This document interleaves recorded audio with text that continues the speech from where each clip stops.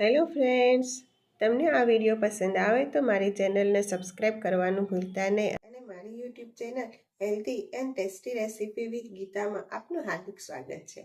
તો ફ્રેન્ડ્સ, આજે આપણે બનાવીશું મગનું શાક. મગની અંદર પ્રોટીન ભરપૂર માત્રામાં હોય છે અને શિયાળો, ઉનાળો કે ચોમાસું કોઈ પણ સિઝનમાં આપણે મગનું શાક ખાઈ શકીએ છીએ. તો ફ્રેન્ડ્સ, ચાલો મારા રસોડામાં મગનું શાક બનાવીએ. મેં અહીં 1 વાટકી મગ લીધા છે. મગને આપણે પાણીથી વોશ કરી લઈએ સારી રીતના. અને જો તમારી પાસે ટાઈમ હોય તો તમે એને રાતે પાણીમાં પલાળી અને સવારે યુઝ કરી શકીએ છીએ, સવારે શાક બનાવી શકીએ છીએ. તો હવે આપણે 1 ચમચી નિમક નાખશું અને કુકરને ઢાંકણ બંધ કરી અને 2 વિસલમાં બફાવા દઈશું. મગ બફાઈ જાય એટલે એક પેનની અંદર તેલ લેવાનું છે. તેલ ગરમ થાય એટલે એમાં રાઈનો વઘાર કરવાનો છે. રાઈનો વઘાર થઈ જાય એટલે આપણે ડુંગળી એડ કરી દઈશું. ડુંગળીને છે આપણે 1 થી 2 મિનિટ માટે સાંતળવાની છે, જેથી થોડીક લાલ થઈ જાય. પછી મેં અહીં લસણ, આદું અને મરચાંની પેસ્ટ એડ કરી છે. હવે આપણે ટામેટાં એડ કરી દઈએ. ટામેટાં એડ કરતા ટાઈમે જ જો આપણે એની અંદર 1 ચમચી જેટલું નિમક એડ કરીએ તો ટામેટાં છે એ જલ્દી સોફ્ટ થઈ જાય છે. હવે આ મસાલો બધો છે એને મિક્સ કરી દઈએ. મસાલો મિક્સ થઈ જાય ત્યારે આપણે આ ટાઈમે હળદર નાખી દેવી જરૂરી છે. આ રીતે હળદર નાખવાથી શાકનો કલર સારો આવે છે અને ટેસ્ટ પણ સારો આવે છે.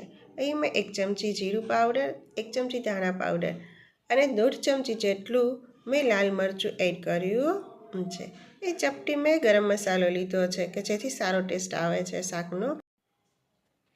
મસાલા 1 મિનિટ માટે શેકી લેવાના છે.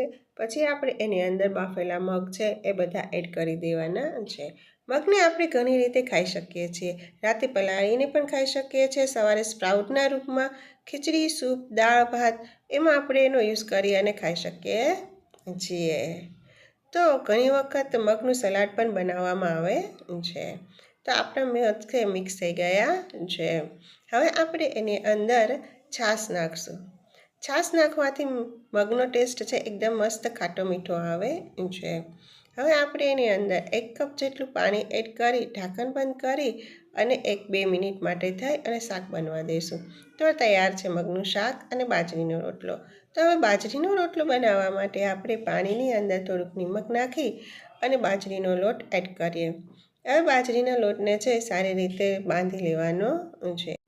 જ્યારે આપણે કોઈપણ કઠોળનું શાક બનાવીએ છીએ ત્યારે કઠોળની સાથે બાજરીનો રોટલો છે એ ખૂબ સારો લાગતો હોય છે અને બાજરીનો રોટલો છે એ ખાવામાં ખૂબ હેલ્ધી હોય છે.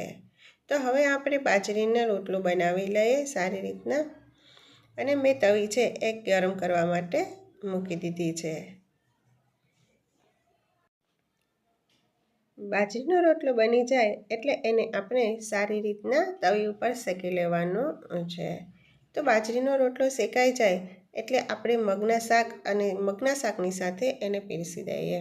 તો તૈયાર છે બાજરીનો રોટલો અને મગનું શાક.